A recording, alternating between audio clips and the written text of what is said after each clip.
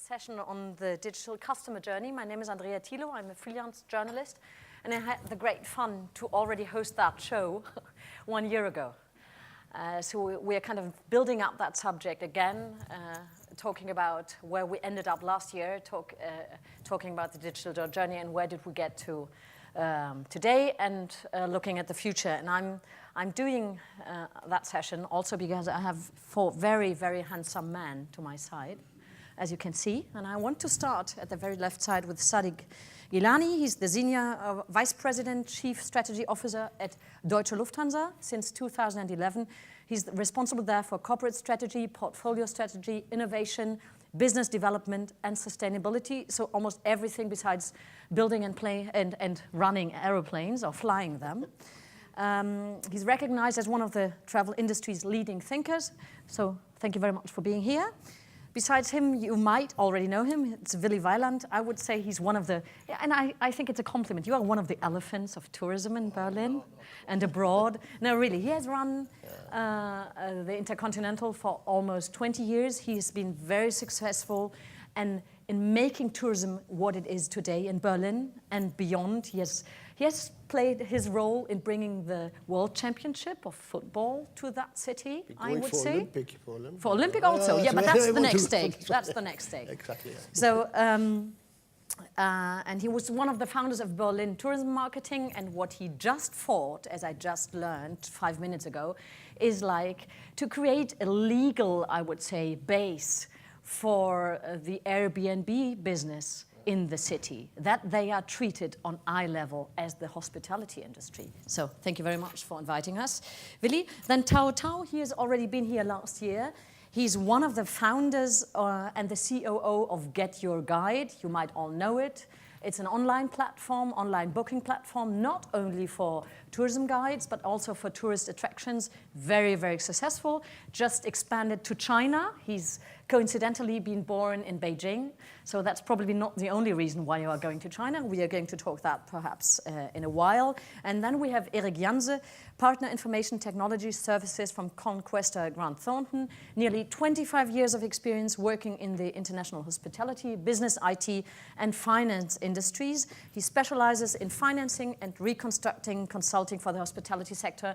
We are going into details about the value chain with him after the first impulse of Sadiq Gilani of about almost 20 minutes. And I would very, very much invite you to then join in with your comments and questions. We want to make it very vital. Yeah? We can lead a discussion here, but we need your inputs to really reflect your personal questions. So the floor is yours for the next 20 minutes. Very much looking forward. I'll try and keep it a bit faster. So I think I was invited here to share some of the insights of the airline industry, so you can get a feeling for where the airline industry is going, to maybe give some insights into the hotel industry. First of all, what we see is that travel has really advanced a lot over the last 10 years, but there are still many pain points. And still, we see that there's a lot of wasted time. There's a lot of intransparency around information at the airport and from the airline. So whilst there's been enormous progress in innovation, digitalization, we're still seeing some pain points remaining, which are still to be overcome. When we look back in over 10 years, we see that there's been a huge change actually in the way people travel. So if you think 10 years ago, people would look at a catalog to maybe find a holiday. They would read a physical guidebook. They would ask tips from their friends, go to a travel agency, get a physical ticket, then have a map of the city, and then have a photo album at the end. So you think what we have now, we have apps for and companies supporting us at every part of this journey. And then you think about what happens in the travel in the hotel industry now. So if you compare the process now of an airline, that flight experience to then the hotel experience. So you buy your ticket online, you have a boarding pass on your app, you go straight through the airport, don't see anyone until you get to an aircraft, and then you arrive. It's really pretty amazing just how much has been stripped out of that process to make it lean and efficient without much labor. Then you get to the hotel, and then you have to speak to someone, and then you have to check in and choose your room.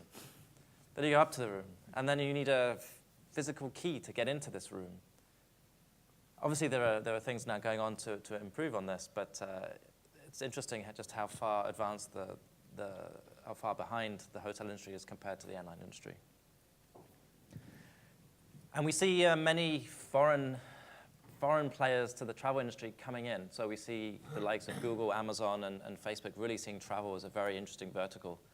I think for Google, it's one of their biggest verticals. I think they get something around 20% of their revenues out of travel. And for the other players, it's clearly seen as an interesting domain for everyone. Google is working on developing the airport of tomorrow on one of their Google X projects. Facebook is providing an enormous amount of travel-related data. So we see a lot of interest in the travel industry from related players. And clearly, there's been a huge amount of startups. And if you think about just how valuable those startups are, if you take the top 10 startups on someone's smartphone, they have a combined valuation of over 88 billion euros. And if you compare it to something like Lufthansa with 6 billion euros, we think, well, what is going on here? So we also see this, and we think it's very interesting also for us to participate and see what can we develop for our customers and for the traveler to be able to try and tap into this market.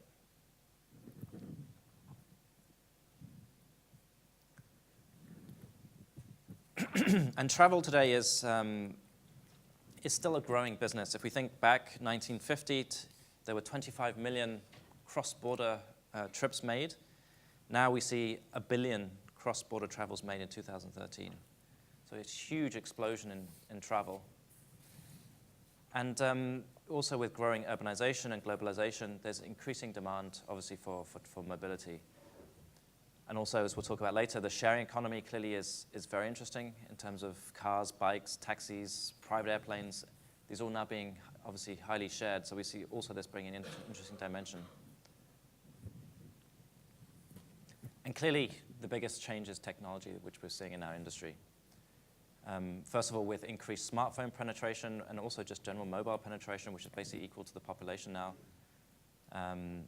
we see new services every day coming in, new travel apps being launched, really looking at different aspects. So intermobility and connecting a seamless travel journey is clearly one big trend we're seeing.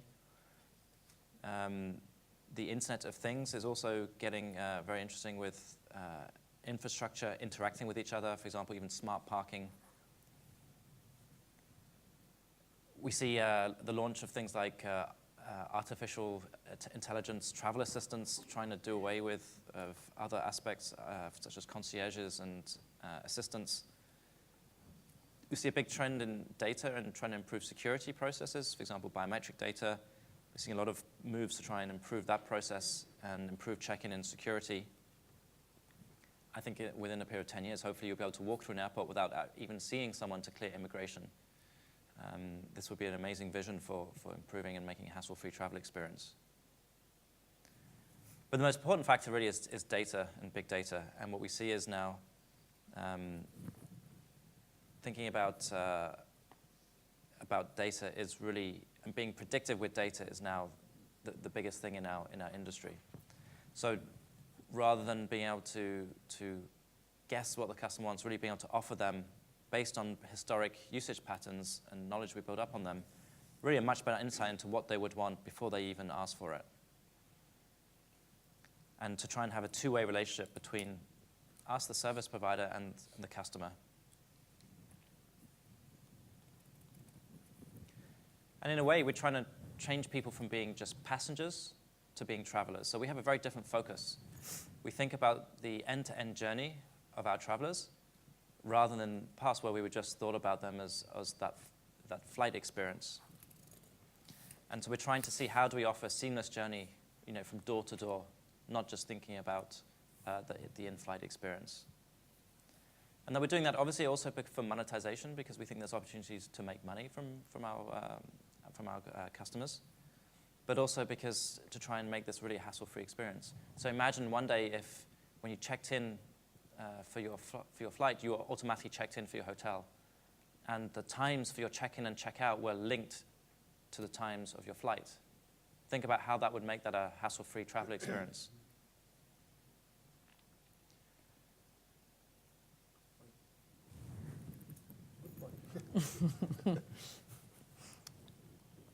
And it's not just the airlines which are innovating and the in-flight experience. We also see the airport is a very big area for innovation now. And we see that tomorrow's airport will be much more intelligent, it will be seamless, it will be connected. Also through use of data, through trying to develop a seamless travel experience. We're going to see that things like the stress factors we have today, such as waiting for security lines, will be much better. We'll see that airports will have more of a feeling at home to them and to try and reduce stress. And they're going to also be leaner and considering the travel time through the airport. Again, another pain point is around, when is your flight departing and when does the boarding start? Today, this is something which it will be very soon relieved with beacon technology and alerting customers in real time when they need to leave to be able to make their flight to actually get to the gate. And then lastly, thinking beyond, thinking really moonshot, thinking to 20 years, maybe things on the horizon could be things like being able to travel from London to Sydney in 3 hours through faster new aircraft technology. We see virtual reality being extremely disruptive, and the quality we've seen now of virtual reality and augmented reality is such that people often will not need to fly to go visit a place or to meet someone. This is becoming an even bigger threat than it was in the past.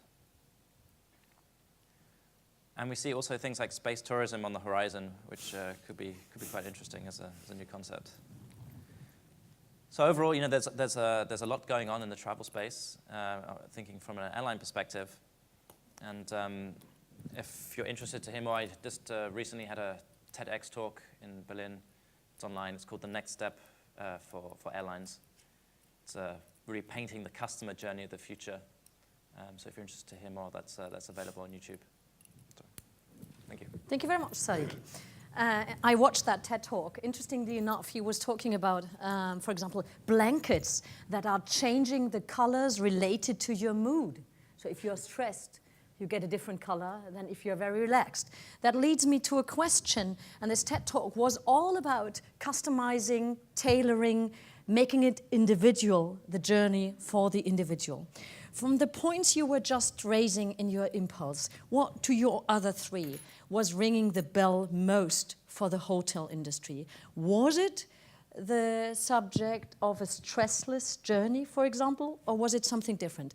Willy, maybe you want to jump in. Well, I thought the idea, knowing as a hotel when the customer is leaving, gives us a good opportunity in the logistic way that we know when he is leaving, we know when the housekeeping can go in and when we can re-let the room and so on. I mean, this is an availability which could help us a lot. Which change would have to be made in the mindset of a lot of hotel directors, boards, etc., to really adjust to what Sadiq was reflecting? I think, first of all, we have to have the technology in the hotels. We have to have the points of connecting both systems, the system of the airline industry, or make sure that the iPhone is able to connect into the hotel. I mean, when a customer arrives, I could see the name of the customer already in the board for the receptionist, or maybe we don't need even a receptionist anymore. The customer comes in and has his key on the iPhone or room number on it already, and so on and so on. I think this is, we are very far away from in the hotel industry. We always feel we have to do something to the hotel, a nice painting or a nice atmosphere, but we never really invest in technology there. And I think but is that question of obstacles, and you say we are not investing, is it only a question of the price and the costs the technology architecture might have, or is it something different if we are talking about mindsets also? It's a mindset as well. I mean, first of all, we have to understand, or the young generation has no problem in working with this one, but management has to understand that our market segmentation will change. We will have customers in a 5-star property with 5-star customer, but the customer for 5-star property maybe has a couple of nights in a 2-star property. It's no problem today anymore. It's changing. So we don't have only 5, 3, or whatever stars. We have to see the industry as a global one, and consequently we have to open up in the technology for younger and for older in the same way. Maybe you can refer to the question of technology investment and creating IT architecture for the industry. What is key for the future? I think key for the hotel industry is that you should invest in architectures and infrastructure where you can continuously adapt yourself to the future. Because as Tariq said in his presentation, the world is changing rapidly. And I think you have to look at it from a consumer perspective. The consumer adapts technology nowadays so quickly, so he will tell you what to do. And if you don't react, your competitor or new startups will react. So I think there's still quite a long road to go for hotel industry. And I think for the hotel industry is an example, also in comparison to other industries, where they stick to their business models. And these business models and revenue models are rapidly changing. You have been saying earlier that segmentation is changing. So maybe you can refer to that point also. Yeah, I think it was a nice example you said here from passengers to travelers. To travelers. I mean, in Holland we've done a lot of research with a lot of companies and stakeholders in retail, and the research was about shopping 2020. So how is the customer going to shop in 2020? And on this subject, it said that segmentation is shortened. So now we have like big clusters of groups. In the future, it will be small parts of groups, and these small parts of groups are changing constantly. I mean, constantly, yeah. I mean, you know what you said about 5-star and 2-star, but also the 5-star client might also go to an Airbnb. So you should constantly with data, and their data will help you.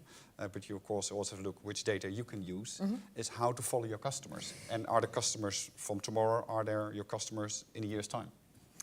Coming back to the question of the online journey, yeah? Like checking in online, doing everything from the very first point to the very last point, till you're leaving the hotel or whatever, leaving your journey online. Where does the analog contact to real people, physical people, still play a major role? Yeah, it's a good question, and it's from one of the sessions I learned yesterday. It was about emotions, and one of the slides said like it's not what you say, it's not what you do, but it's how you make people feel. That's how they will remember. So I think that's where a physical person can add value. And I think if you look from a value chain perspective, from a process perspective, I think every company should look nowadays, and if it's in hotels or printing or airline or another industry, is if a physical person doesn't add value anymore. So when it becomes a commodity and you can do it straight away, because otherwise competition will do it or startups will do it. So the example which is given from airlines into hotels, and this process from booking till to actually going into the plane, is where does somebody add value? And I have to say, I'm from the Netherlands. Schiphol Airport innovates largely. And when I came here, I went to the new terminal, and I saw one security person before I entered the plane. That was it. That was so it. For the rest, and maybe not anymore in the future. I did everything with my phone, no paper involved anymore. Before I entered the plane, there was a person still. I had to put my phone on the scanner, and I went into the plane. Very keen on your question. I go on for another 2 to 3 minutes, then I'm very, very happy to integrate you into the game. Asking you three, and you also, Tal, listening to what you say, does the industry have to be more interested in the individual, really more, relating to data question and everything? Do we really have to focus more on what does the individual person want, do, which are the habits, and so on, and that put that automated in the system? Is that still a big issue? Open question to all three of you, that this is not fulfilled to the needs of the present. I think the person, a customer will be a customer, and we must not put a number onto him. But as we rightly said before, there's a lot of services we can really take up and give them or combine them, you know, in order to have a system there. But in my opinion, there has to be an individual. You have some likes or dislikes, and somehow you want to really work on this one. And if I travel, I like to get rid of all the stuff which bothers me, troubles me. But there are a few things I like very much, and there we have to focus on. And this becomes personalized in a way. I think you may want to have your name mentioned or something like this, which is personalized, and this can be done likely very easily with the system. So. And relating that to the big data question, it's a very thin line from my perspective, where you start to chase people, or where they feel chased, or where they feel welcomed and embraced. Sadiq, how far can one go, you think, into the direction of using big data to really go straight forward? We know it from Zalando, or from many companies online, that they go very far in triggering things to people they seem to know. Yeah, I think this is one of the things I outlined in my TED Talk is what you could do, the power of data. So to really understand people's travel ideas before they even articulate it to themselves. So it starts really from the beginning. And then, you know, through the journey, being there to tell them, okay, you're not going to make it on time to the airport, so you need to really leave now. Thinking about in the flight, having things which they may want, their favorite food, their favorite drink, favorite newspaper, have it there ready for them. So, does that mean, and then you join in, Tao, does that mean you imagine also the hotel industry more as a real caretaker? I wouldn't say von der Wiege zur Bahre, how do you say this in English, from birth to death, but to prolong the chain of caretaking also for the hotel industry?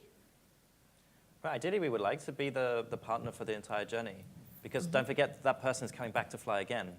So, you know, you drop them off and then hopefully you pick them up again later. So it's so, yeah, for that end-to-end journey, ideally we would like to be part of that. I think I think you should not make it more complex than it is. I think we experience that it's of course we all want personal attention. We are human. Yeah. So and it's quite easy to do. And I remember that Marriott did it already for years. Where they just physically make a note of how frequent travelers rechange their rooms and whatever, and when they came again, then the bed or the chair was in the corner or whatever. So it has been done already. But I think a lot of times we say these things, but we don't do it. We have all this data, but we don't do it. And I think it's just very simple things. What your question was before is about that human touch, where people still want that in hotels. And depends on, of course, which type of consumer. But I think if you take an average, the personal touch is still there. But you should look, where can I do that personal touch? And do you think pay as you go, that means the customizing and also the pricing should be very much like segmented in new ways and very much tailored to the individual? Yeah, in a very more flexible way in the future? I think you can learn that from other industries like telecom industry, you know, where we had like a couple of years ago, there's one subscription, everything included. Nowadays, it's very customized and targeted on different types of consumer groups. I think that's the same for hotels. If you have, for example, a traveler who only wants a bed and a desk and for us nothing, then he just pays for that service. If you are a chaotic traveler who's changing their travel plans, etc., then he pays a higher price. So I think that's also where you can also be in competition with new startups and all that. But I think this is like going back to business models and revenue models. You have to totally think out of the box. Out of the box. So I'm obviously more of an outsider to the travel industry, but one of the things that always strikes me is the stark difference between ambition and what is then realized in the travel industry. And I think one of the things Sadiq mentioned, if you look earlier on in terms of the new entrants, the Ubers, the Airbnbs, these are all people who come from out of travel. And they're not trying to be ultra complex, like Eric said. They're not doing anything spectacular, but they're doing something very simple, very good that people are looking for. So hotels nowadays already have a ton of data. I think the ultimate personalization of knowing exactly how you're coming here, leaving in 3 days, you need this type of activity, I think if they just start with how old am I and what am I likely going to like, I think that would be a start. So recently I was at a hotel, I think it was called The Line in Los Angeles, which is a new hotel. And just the fact that they asked me if I need an airport transfer, which is the personal touch, because they knew I would be there for 3 days, was very nice. Just proactively Just asking very you, a human being asking you, Yeah, I mean, or totally. digitally also. Exactly, and I think ultimately, one of the things I think hotels should be focusing on is what are they really good at, and you cannot do everything, especially in a world where specialization will ultimately trump comprehensive broadness, especially in a hotel, is service, right? So if you think about, so the one example I always hear about travel is when you have these fly business class, only fly business class once in my life, but that was very nice. So what happened is if you hang your jacket, they have this small coat hanger, right? The only reason they have it is so the stewardess can come and take it for you and you have another personal touch point. Because otherwise you can just give it straight to them when you board the airplane, but it's a personal touch point that they have to welcome you and say, welcome Mr. Tal, may I take the jacket for you? That's great. So I think hotels should be focusing on that. And I would even dare say that a lot of the technology I would just outsource. Listening to all of you, still inviting you to get your stake in the discussion. Isn't it ridiculous if I listen to you that people still have to pay for Wi-Fi access in a hotel? Sorry, it's a ridiculous question, but I got upset very, very much just some days ago, and even the access was low and very high priced. So how can that happen in times of smartphone figures that are... Well, I've experienced it in my own hotel. I won't tell where I stayed these last 2 days, but I did actually say to the receptionist, and she said she was shocked because she probably, that wasn't my idea. Well, I said, you speak to your manager, it's just crazy. She was shocked. She must have heard that 100 times already. Well, yeah, but they won't do anything about it. And I mean, your point is totally clear, because going to an airport, for example, and the planes are already, if you fly business class, are providing us with this service. But articles and research have already shown that these minor points will actually shift people to another hotel. So they decide not to book at that hotel, but at the other hotel. And we talked about this, the hidden cost. It's also, we are nowadays in a world where we say, okay, we go very, very low price, but you get all kind of supplements. Because of transparency, because of the internet, okay, it's a very good thing, it will give us all the insights. And I think it's just a matter of time. People just add it up and they say like, oh, this is very low price, but I don't get anything. I go to another hotel, there I get something for free, which I have to pay on the other hotel for extra. So Wi-Fi, I think it should be for free. Coming back to the carrier and the industry, if people research everything online, they book online, they make the decisions online, what is a key issue for the decision-making process other than pricing? Asking a carrier. No, it's very interesting. Actually, this is one area where the hotels have an advantage, because if you go on Expedia and you go and compare all your different hotel options, you get nice pictures, you'll get reviews. Then you go to look at your flight, here's the price, here's the time, that's it. So we've been commoditized by the travel industry, by other players, whereas the hotels are still able to show that differentiated product. And I think this is going to change. And I think the OTAs and also the airlines are going to do a better job at explaining, okay, well, it's not just the time and the price, it's actually, you have a better seat, you have Wi-Fi, you may have other features, you have a bag included. So we have to do a better job at getting out of this commodity trap. Yeah, for example, in the TED Talk, very interesting, you're talking about creating bags to put your iPad in, specific bags for the, chair? A seat back on the... Seat back, to exactly. be able to mount your device. Yeah. And then to really use it all the time and to have a seamless connection for your duties. Please, join in. If not, we go on and we... Any questions from your part? Yes, please. If you could quickly introduce yourselves. We have tons of other questions, but we are more interested in yours. Well, Thomas Iqbal from IHIF and also Hotels Group. You were talking about data, and that's obviously essential to better know our guests and better anticipate their needs.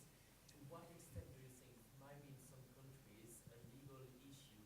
Because, I mean, being based on a property and speaking with our teams, the feedback that we get is sometimes that guests either don't want to USA their address or have, thought about how we could use the data. So how do you see think this is a new area in terms of development. I think the trick is to be open about how data will be used and also to explain the benefit. So, if you share what type of drink you like, that drink will be there waiting for you in the hotel. Okay, I don't mind sharing that information. There's something in it for me. So I think that's the trick, is to be able to show how the data is being held, what exactly is there, allow people to edit it or take things out so they control that data, they feel like it's theirs, and then they can also understand the benefit, that they're actually getting a benefit out of the other party having that data. And how would you address and get those data from the guests? Would you send them a kind of survey before they fly, for example? Or would you actually meet them at a certain point of the journey, the digital journey or the physical journey? Yeah, I think actually, big data is based on collecting data from wherever, all those sources you can. So, some of it will be given by the customer at various touch points. Some of it may be collected by the crew. The crew may observe something about a customer, put it into their profile. Other data out there, maybe from someone's Facebook profile, to get a feeling for what they look like. So you may be able to just collect different parts of data. Again, having the consent of the traveler that this is the profile that you have on them. Are you helped? Yes. Okay. Coming back to the question of investment for the IT architecture, do you have any examples of in the hotel industry who have done that very, very efficiently and taken the money for creating the chance to adjust every single day or every single minute to the new needs that you're talking about? I think there are some, I haven't done research specifically in this, I have to say, but I think new hotels are like the Citizen M hotels. So they're like recently, a couple of years ago, started. Of course, they have the infrastructure already there. And as Tao already said, you should invest in the infrastructure, but you should outsource it. So it's like also infrastructure is commoditized. So don't start buying it all yourself. Just use also certain or existing platforms where already a lot of things are there. These new startups, of course, they're always ahead of existing hotels. So if you look at, for example, Accor, they announced a couple of months ago, or was a year ago, that they will have to invest 225 million euros in the next 3 years in actually updating their infrastructure and architecture. And I think their other figures are not well known on that side, but I think a lot of hotel chains have to do huge investments for that. Next one of you. Any further questions from your part? If not, we go on. Please, Vin. There's one, like for example, the Model 1 people, they have started to check in the customer, and he pays when he checks in. So it's make it simple on the organization. The next morning, there's no hassle to check out, no queuing up or whatever, and it saves you manpower. So, okay, if you have a minibar, that means it's just additionally put on your bill via your credit card? They don't have a minibar anymore. In the room. No more. No. Yeah, but this was a subject last year, for example, that they said we don't have a minibar anymore. We have a kühlschrank, a refrigerator on each floor, so you can pay the minute you get the drink. Or just give water for free or something. It's like a wireless LAN. I think this shows exactly how far we are away from investing money in the hotel. I mean, wireless LAN is a very good example, and it gives a service.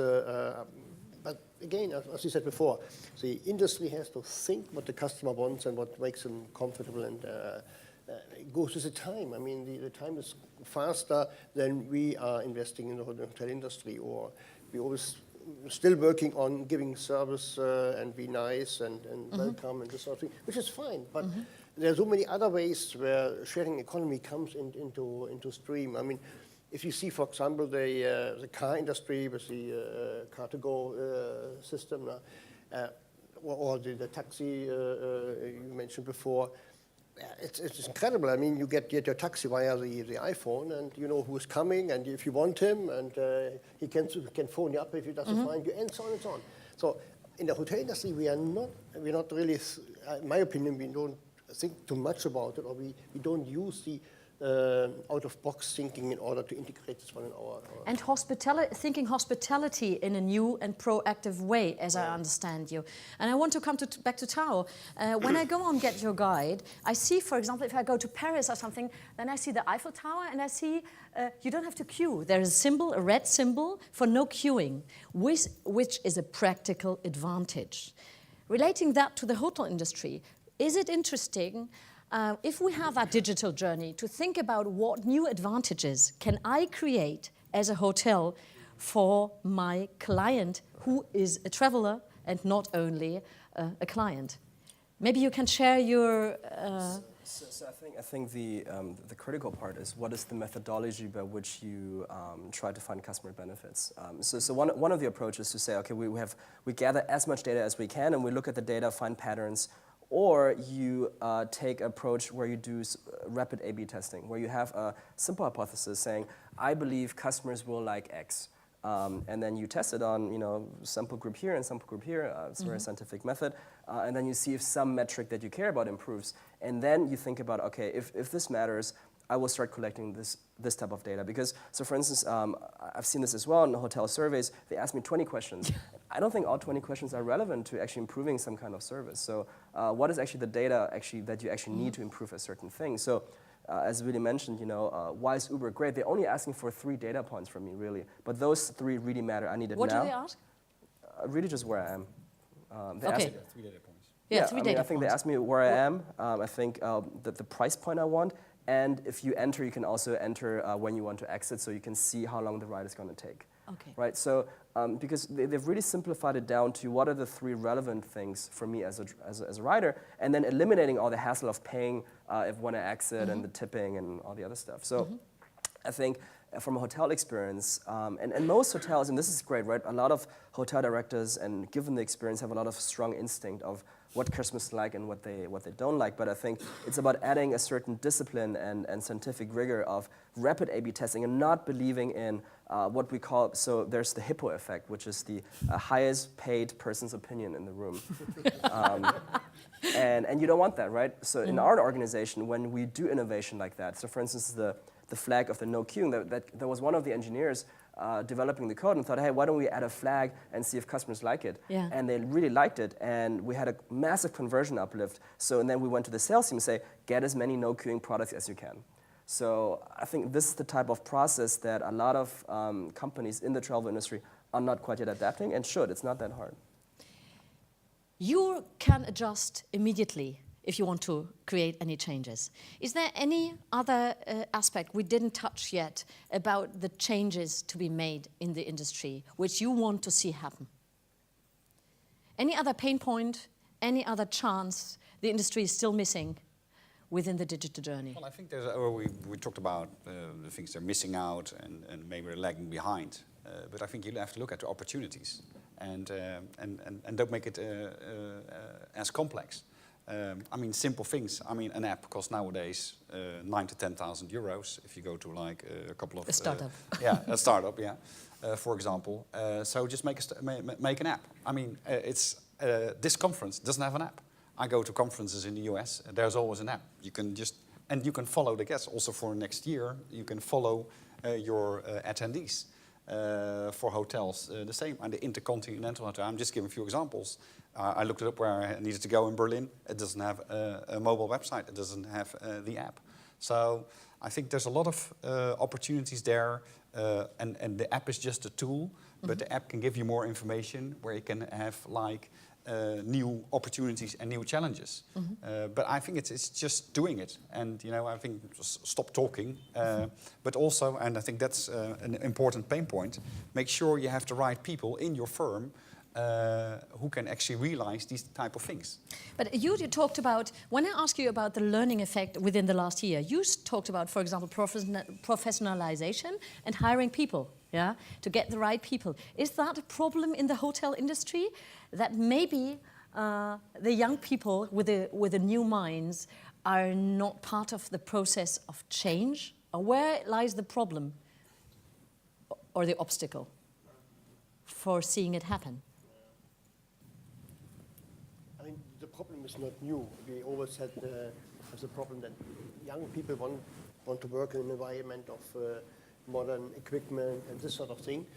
I don't know, I think we may maybe too conservative there. And we're thinking we have to really follow the customer, and we have to greet him, we have to shake hands with him and so on.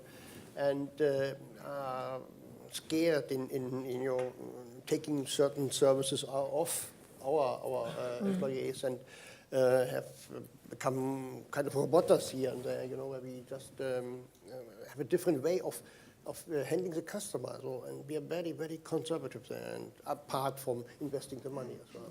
Mm-hmm. Please, further questions of you. It's impossible. You are sitting in this session because you're interested in it. I don't believe it. Please, can you quickly introduce yourself? Stephen Henson from Seiko Department.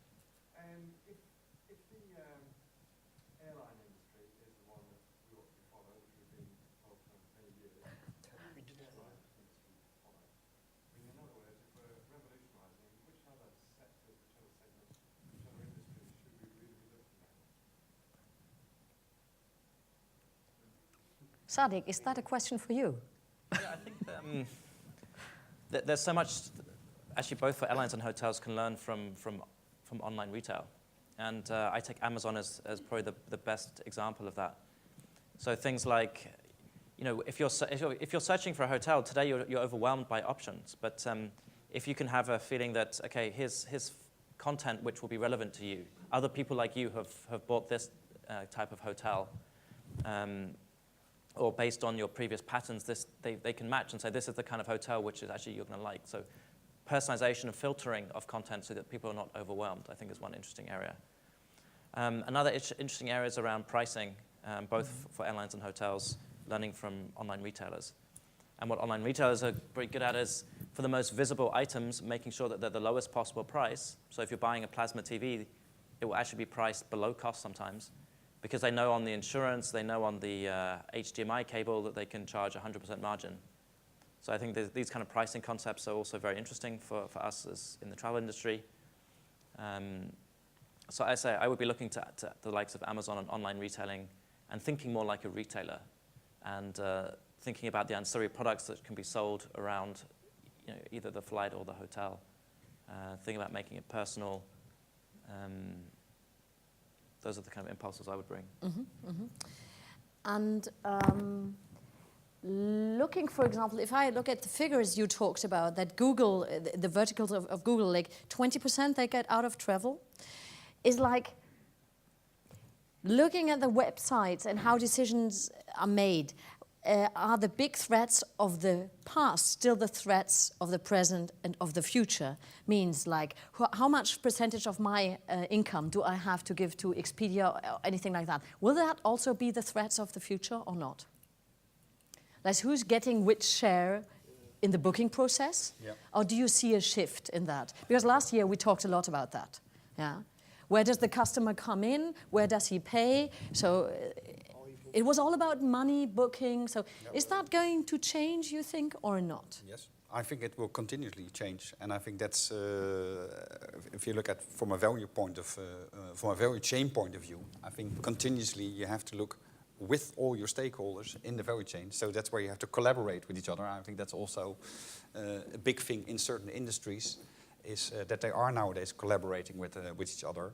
So who's taking which part? And of course, you get there a bit of a conflict because we all have businesses and we all have to make profit. But working on certain parts together, on the commoditized part, which already for retail already is done for a long time in supermarkets, for example. The logistic part in supermarkets is already, I think, 5 to 10 years ago. They work together. I mean, we don't see it as a consumer. We don't need to, but they work together there. So I think you should see it as a value chain and try to find the people where you can collaborate with, and then where everybody can get their little piece of profit from it. Of the whole cake. Tao, maybe you can tell us a bit about your ways of collaboration in your company. Do you think collaboration in a new way slice the cake differently? So the way, I mean, and I think Google is a very good example. I mean, so first of all, in terms of collaboration, we work with a lot of OTAs and airlines and hotels because it's a very upsellable product, so that's pretty straightforward. But actually, so on Google, I find interesting. So I think on Google I have 2 points. One is I think there's a lot of moaning about, Google is very expensive, and we cry the same. We basically raise all our money to give it to Google, essentially, which is what all travel startups do. But I think the key thing is with Google is, so one of our board members told us, don't stop complaining, and because Google is essentially high street. It's the most expensive expensive street in town. If you want to be the best company, of course you have to have a shop on the most expensive street in town. You just got to make sure you have the best product on the shelves when people want it, and then you have the best conversion rate when people want it. So at the end of the day, Google, yes, is a necessary evil, but it's also, that's just part of the game. If you want to be the best, if it's not Google, it's something else. So, and also the great thing about Google is the amount of data you can get, the granularity you can get down to. So for instance, I know, so our account manager for Rome knows exactly that we don't have enough Segway tours in Trastevere, for instance. This you only know because you bid on Google for it and you don't convert for it because you don't have the product. Right? This type of granularity, again, can be applied to hotels. What are people actually looking for that you can then, because people don't just type in Hotel Rome, they type in hotel with Wi-Fi, hotel with close to something, or I don't know, or close to events. Maybe you can tie something with a room with an event. So there's a lot of data already from the search behavior. The second thing about Google, at the same time, I'm happy, is we will to be diversifying away from Google. And so, for instance, we can see this already in our budget allocation of allocating a lot more towards Facebook. Frankly, they had a really shitty sales force for the last 5 years. So now they're, hopefully, I hope there's someone in the room so they can take the message. But they're now getting really good at it. And the fact that you can target customers in travel, right? Because if I'm on Facebook in Bangkok, they know this is not my hometown. So there's a lot you can do around that. So there's additional data points, not just explicit search behavior I'm typing into Google, but implicit knowledge that Facebook has just by me acting on Facebook in a different location. And the great thing about diversifying away from one channel is you will shift some of that economic rent basically from Google, they will make less money, to either the companies, if it's only a few, or to the consumers. And you see this is exactly what you see in China, for instance. China is extremely multi-channel. There is not one search engine, not one channel. There's about 200 channels, of which 12 are very relevant. So what happens is consumers are having the best times of their life. Everything is free, literally, and they can access different products with a lot of different channels. So I think diversifying, so dealing with Google is mandatory, you have to do it anyway, but moving away from Google will benefit the consumers greatly. Next question for you, please, yes.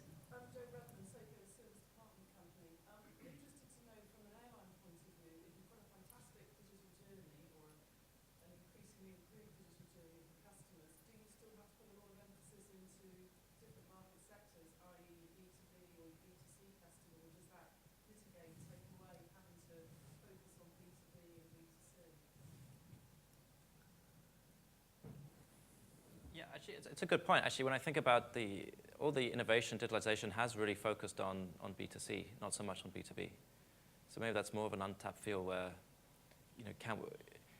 just having the notion of having a corporate sales force going out and trying to win customers to fly on your airline, that is actually still quite an old world business. And the amount of resource we put into it is going down because we do have more direct bookings.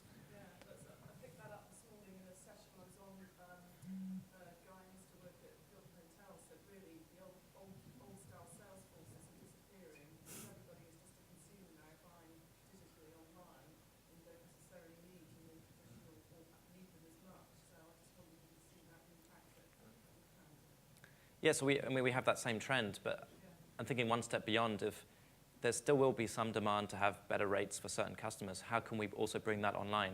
And that has not happened yet in a good way. So for example, again, thinking about like an Amazon or a Google, what would they do? You could imagine having like an auction process or some kind of bidding process, or some way of automating the whole system that you didn't need to have a corporate sales force. I think that would be what I would be starting to think about. Anybody else from you?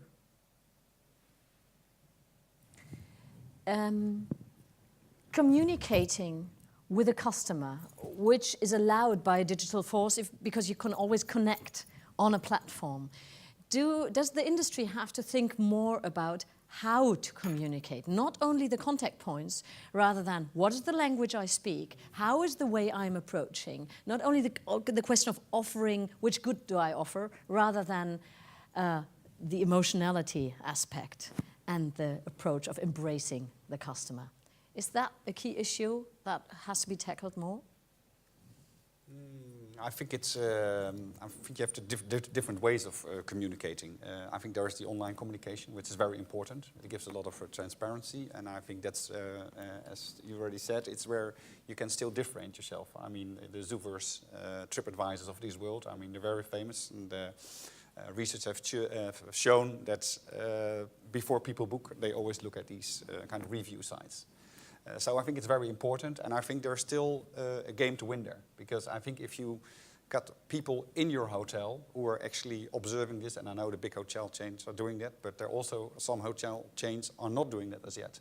So these social media experts, they should really analyze this almost on an hourly basis. So when there is a bad comment on there, contact the person. It's also an opportunity. You can turn an unsatisfied customer into a satisfied customer.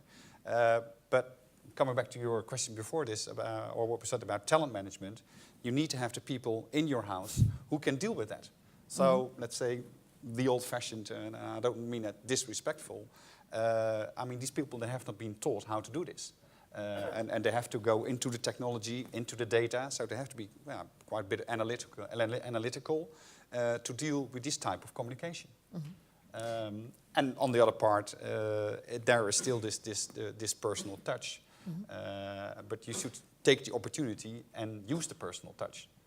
I think what I've learned from psychological research on consumer behavior is that we always think, oh, we should not approach the person, but people like to be approached. So yeah, but from all what you say is like the proactive step forward to the customer in the way he might like it.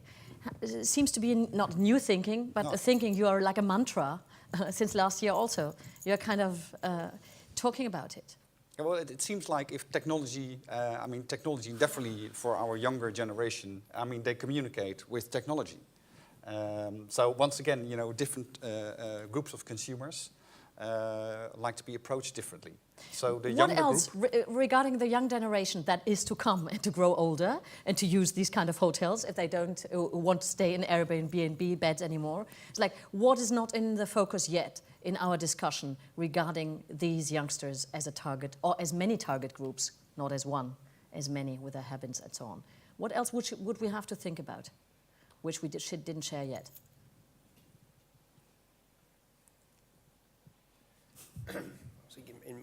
You need people who understand the system, of course, and you may have to introduce new jobs in the hotel, which you don't have yet, you know, in order to get the values across to everybody, or using social media to the extent you could use them and not using them yet. I think this is already a way of investing in people and using the current IT performance you have already there. But not using them to the extent you could, actually. I think this is a generation process, but or maybe working with outside companies and this sort of thing. I think we have to open us as much as in one way be creative or interested in new ways of handling your customer, and you will come across so many other things there, in my opinion. Yeah. For example, Sadiq, in your TED talk, you were talking about that food will change a lot on airliners. It means like a total individualization for the vegan who wants a latte without lactose, and so it's totally. How is that manageable in the airline industry? Actually, it's probably even more manageable because we do have a specific event happening. So if you know the person has, at the time of booking, put in their preferences, it's very easy to pre-arrange for that to take place.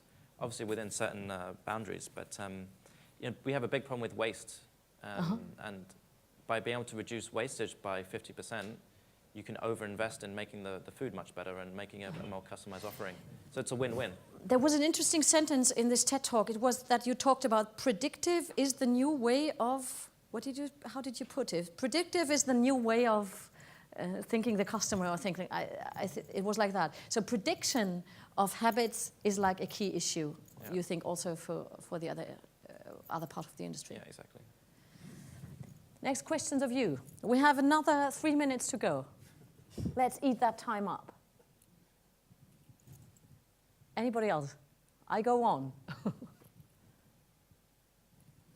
Nobody? Okay. Mobility, the mobility of the customer. Does the hotel industry yet think enough about utmost mobility, which will become more? Being there on all platforms, making the information accessible in a very nice way for all devices, and so on. Does that have to be common sense and is not yet? Yeah, it's not. Yeah, of course, it has to be common sense. I think the traveler gets more and more mobile, and also then talk about being mobile apps. So making it accessible for like mobile devices. I mean, the research has shown that, like in this 2020 research, is that, for example, in traveling, it was the biggest increase, by the way. That and okay, it's only focused in the Netherlands then, but there will be an increase of 23%. So by 2020, 74% of airline and hotels will be booked online. And from that 74%... in 2020? In 2020, yeah. And we have now which percentage? We have 45. 45. Yeah, yeah.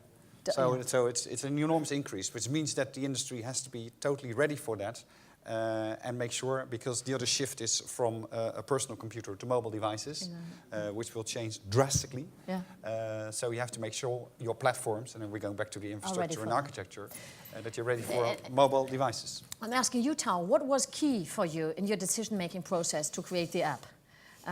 How did you think it and then do it? And what was key and what was your biggest learning curve within the creation process?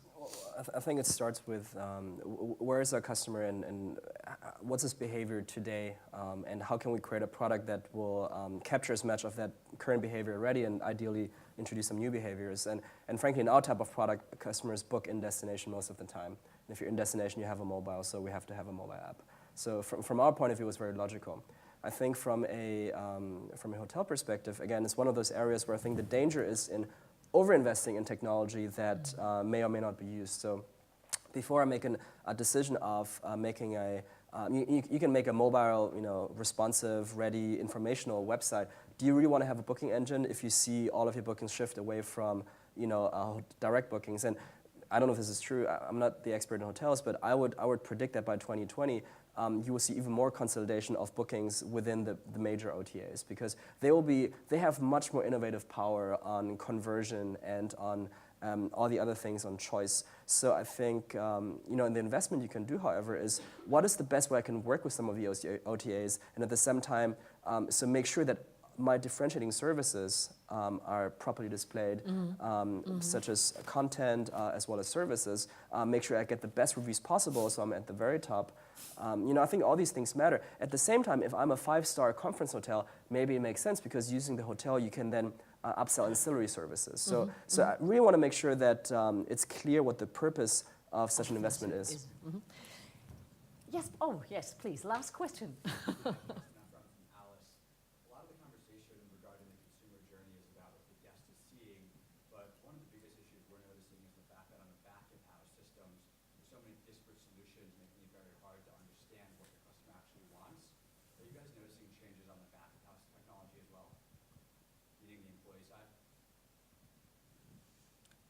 Yeah, we see that, and I can give the example of Accor.